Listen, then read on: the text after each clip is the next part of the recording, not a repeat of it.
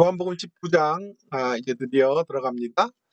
1절부터 16절에 성구는 예수께서 대답하시되 위에서 주지 아니하셨더라면 나를 해할 권한이 없었으리니 그러므로 나를 넘겨준 자의 죄가 더 크다.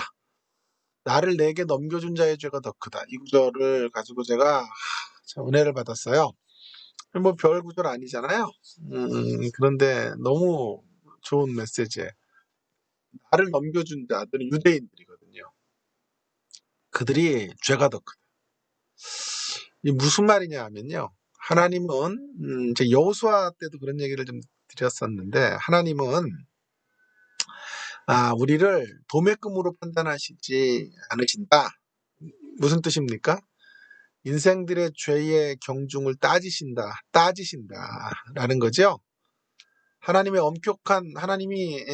엄격한 기준을 걸어 놓으시고 그 기준 앞에 못 미치면 실격이라고 하시지 모두 실격 이렇게 하시는 분이 아니에요. 모두 실격이 맞지만 실격의 레벨이 있다. 좀 웃긴 말이죠. 실격에 무슨 레벨이 있어요.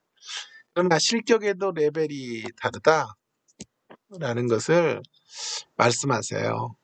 참 그래서 누가 더 큰 죄를 졌냐 이런 얘기를 하시는 거예요. 세상은 자신의 죄가 드러나면 어디로 가나요? 진흙탕 싸움으로 가죠. 내 죄가 드러나는 순간 그 죄를 폭로한 사람의 죄도 있다 이렇게 해서 그것을 폭로하며 확대 재생산하는 자리로 진흙탕 싸움으로 들어가요. 하나라도 티가 있으면 모두 꽝이라는 생각으로 서로의 사유들을 만들어 흠집내기를 감행하죠. 이에 반해서 하나님은 누구도 도매금으로 판단하지 않으세요. 그런 모습에 이제 가장 대표적인 게 구약의 도피성 제도라 그랬죠. 구약의 도피성에 살인죄를 다 똑같이 다루지 않아요.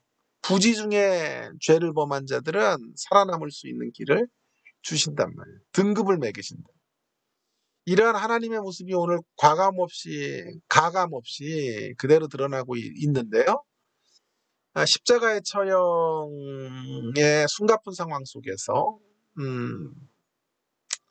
빌라도는 내심으로 예수님을 놓아주고 싶었어요. 풀어주고 싶었어요. 별로 죄를 찾을 수가 없었어요. 그러나 유대인들의 집단적인 히스테리 증상 앞에서 양심의 소리를 외면할 수 없어요. 그래서 어처구니 없는 양심을 외면한 채 대중들의 편에 쓴 거죠. 이에 빌라도가 예수를 데려다가 채찍질 하더라. 빌라도는 유대인과 함께 공모합니다. 공모. 그러나 유대인들보다는 조금 괴로움이 있었다고요. 나는 그에게 대하여 어떤 죄도 찾지 못하겠다. 4절 6절에서 말하는 것을 보면 최소한의 양심을 가지고 있었던 거예요. 그러나 민중의 대세, 시대의 대세를 거스릴 수가 없었던 거죠. 억울한 사람들의 편에서 본다면 빌라도나 유대인이나 오지법했고 이렇게 말할 수 있을 거예요. 못된 시어머니나 말리는 시누이가 더 미워 이런 말도 나왔잖아요. 그러니까 이들 모두는 적극가담 단순가담이 다를 뿐 무고한 자를 죽였다는 것은 똑같단 말이에요. 그런데 예수님의 평가는 궁금해요. 예수님 어떻게 이 문제를 평가하실까? 하나님이 그러하셨던 우리 예수님도 이들의 죄악을 도매금으로 판단하지 않으신다고. 하나님도 도피성 제도를 통해 그러셨듯이 예수님도 마찬가지. 똑같은 분들이에요. 이분들은. 같은 심성과 마음과 관점을 갖고 계신 거죠.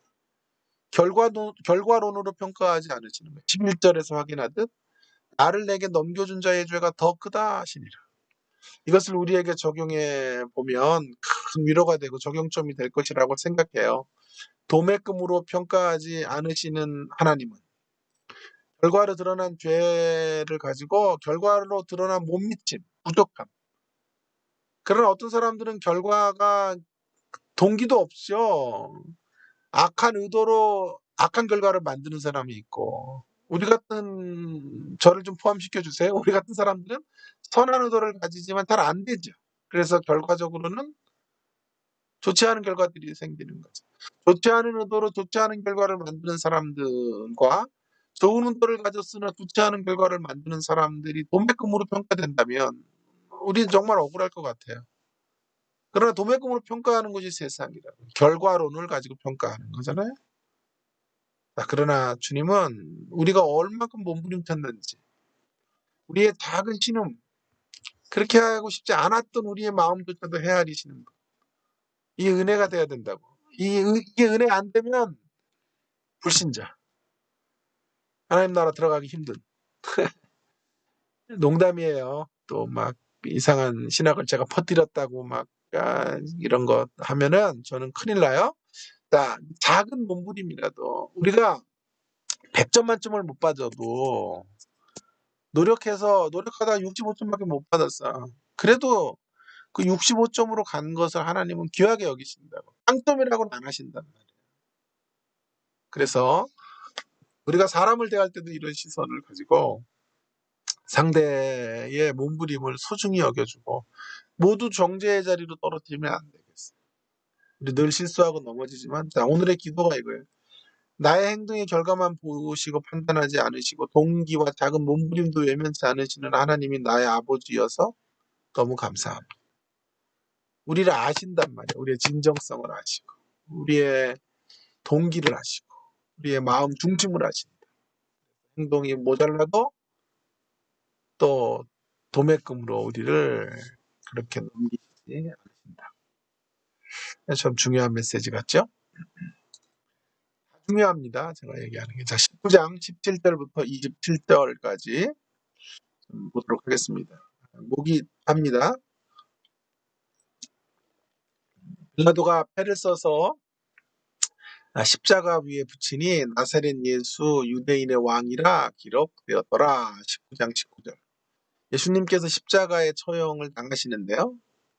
인간적으로 너무 참혹하고 슬픈 일이에요. 어릴 때 제가 좀 주일학교 이제 사역을 하면서 부흥회 같은 것도 좀 주일학교 부흥회도 하고 했는데, 그때마다 이제 십자가 복음을 전하게 되었어요. 그런데 어떻게 주로 전하냐 하면 아주 리얼하게 예수님이 얼마나 아프신지, 얼마나 고통당하셨는지, 살이 찢기고 옆구리에 물이 흐르고 대못이 박히고 이런 이야기들을 리얼하게 하면서 밤에 아이들을 자극하고, 그러면 아이들이 마음이 여린 아이들이니까 여기저기서 눈물을 흘리는 광경, 그리고 방언도 터지고 하면 집회 성공했다 그러고 그랬던 경험들이 생각이 나요. 우리는 십자가를 이야기하면 늘 애상적 분위기. 얼마나 아프셨을까. 그렇게 가지만 시종일관 지금 이 성경에서 강조하는 십자가는 시종일관 차분하게 글을 써내려가고 있고 그런 애상적 분위기로 이 이야기를 엮어가지 않아요. 오히려 십자가 이야기를 어떤 쪽으로 끌고 가냐면 세 가지인데요. 하나는 전 우주적 왕의 죽으심이라는 시각, 또 하나는 예언의 성취로서의 죽으심, 또 하나가 영적 가족을 세우시는 죽으심이라는 쪽으로 십자가 이야기를 끌고 가요. 전 우주적 왕이다라고, 이상하게도 아이러니하게도 나사렛 유대인의 왕이라고 적힌 팻말을 써서 십자가에 걸어두었어요. 그리고 그것은 여러 언어로 아람어, 라틴어, 그리스어로 번역이 됐어요. 그게 뭘 말해요? 예수님께서 유대인의 왕으로 죽으셨음을 세상이 인정해주는 꼴이 된 거죠. 그런 이야기들이 중요한 메시지. 두 번째로는 아까도 강조했지만 예수님의 죽으심은 어떤 나약한 죽음도 아니고 인간의 계획을 막을 수 없어서 그렇게 돌아가신 것도 아니라고. 그것이 시편 22편 18절 같은 말씀의 성취였다. 예언의 성취로 예수님이 돌아가셨다. 라고 하는 것을 강조하고요. 마지막 세 번째 제가 제일 중요하게 여기는 것 중에 하나가 십자가 아래서 영적 가족이 형성되는 장면을 강조하고 계시는데 25절과 27절에 보시면 예수님께서 자신의 어머니를 사랑하는 제자 요한에게 부탁하세요. 그러면서 이렇게 말씀해요. 내 어머니. 아니 요한의 어머니가 아니잖아요.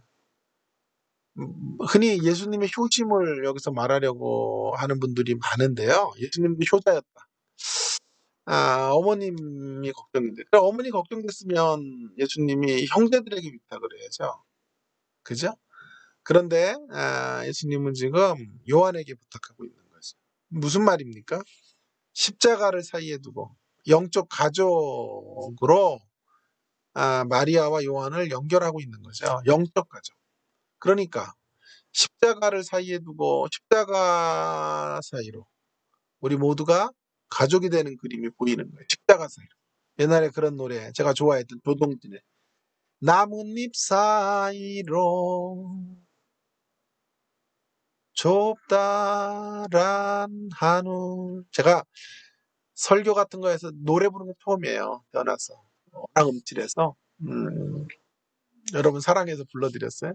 근데 복음성가를 안 부르고 이렇게 은혜로운 유행가를 불렀네요. 자, 여러분 나뭇잎 사이로 보여졌던 좁다란 하늘, 그 하늘을 노래하는 가수의 고백처럼 십자가 사이로, 그 십자가가 보여지는 그 사이로 보여지는 것이 뭐냐면 뭐예요? 예수님의 휴심이 아니라 십자가를 사이에 두고 연결되는, 십자가를 중심으로 연결되어요. 영적 가족의 이야기. 영적으로 요한에게 마리아는 어머님이고, 영적으로 마리아에게 요한은 아들인 거죠. 이것이 교회죠. 예수님의 십자가 사건은 바로 그와 같은 일들을 이루어내기 위해서. 그래서 우리 교회는 영적 가족들이 모인 거죠. 영적 가족의 공동체. 영적인 아비와 영적인 어머니를 가지고 살아야 되고, 영적인 자녀들을 만들어야 돼요. 그리고 그 영적인 자녀들이 계속 대물림되는 역사.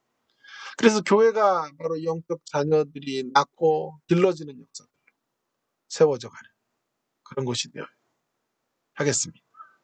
그럴 수만 있다면 나의 영적인 믿음의 모델들이 있고 영적인 견본들이 있고 배우고 존경하고 따라가야 될 존재들이 서로 종과 횡으로 종으로 횡으로 연결돼 있다면, 종횡무진으로 연결돼 있다면 코로나19가 아니라 코로나29가 와도 코로나20이 와도 끄떡없어요. 교회는 이런 공동체를 이루어 코로나19 시대 속에 대안이 되는 그런 영적 공동체로 굳건하게 세워져 가기를 간절히 바랍니다. 오늘의 기도, 예수님의 십자가를 그저 감상적으로 대하지 말게 하시고 십자가의 정신과 의미를 담담하고 차분하게 삶 속에서 실천하며 살아가도록 도와주십시오. 하나 더, 예수님은 지금 내가 목마르다고 하셨는데 그 예수님의 목마름이 어떤 목마름일까? 1차적으로는 육신적 목마름이에요. 6시간 동안 십자가에서 고생하셨으니까 육신적인 목마름. 그런데 30절에 보시면 다 이루었다고 하신다고요. 그러니까 그렇게 본다면 예수님의 목마름은 육신적인 목마름을 넘어서는 거죠. 사명을 위한 목마름, 다 이루어 가시기 위한 십자가를 통해 그 뭘 다 이루셨다는 거예요. 그에게 맡기신 영혼들, 하나님이 그에게 부탁하신 사람들을 하나님께로 인도하는 일을 다 이루었다. 다 이루시기 위한 목마름. 여러분, 이 목마름이 우리와 좀 비교되는 목마름이죠. 우리의 목마름은 주로 결핍 때문에 목말라 하는 거예요. 더 소유하지 못하는 갈증 때문에 목말라 하는 거예요. 그러나 예수님의 목마름은 그 정도가 아니에요. 자기의 어떤 불만족, 자기 자신의 성취하지 못한 어떤 것으로 인한 목마름이 아니에요.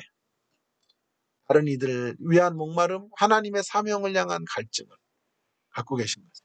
그러므로 우리에게 중요한 건 이 목마름의 수준을 높여야 된다. 목마름의 문제를 다 해결하고 다 이루셨다고 하시는 목마름의 수준을 높이려면 먼저 예수님 믿어야 돼요. 다 이루셨다고 하시는 목마름의 문제를 해결하신 예수님 믿는 거.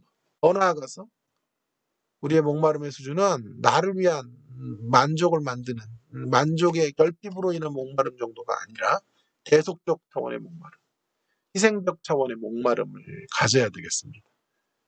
계속적 차원의 목마름이 다 채워지기까지 그 어떤 십자가의 길이라도 견뎌내며 목마름의 길을 걷는 될 수 있기를 바랍니다. 기도는요. 예수님 목마름을 참고 다 이루심으로 그분 안에 있는 그의 자녀들의 목마름을 해결해 주셨어요. 이제 우리의 목마름의 수준도 변화되어 좀 더 깊어지고 좀 더 풍성해지고 나라는 소우주를 넘어서 우리 주변을 향해서 하나님 나라를 향한 목마름, 그런 목마름. 교회가 더 간절하게, 교회가 더 든든하게 세워져 가고자 하는 일에 우리 목마름을 갖는 저와 여러분 꼭 지시기를 바랍니다.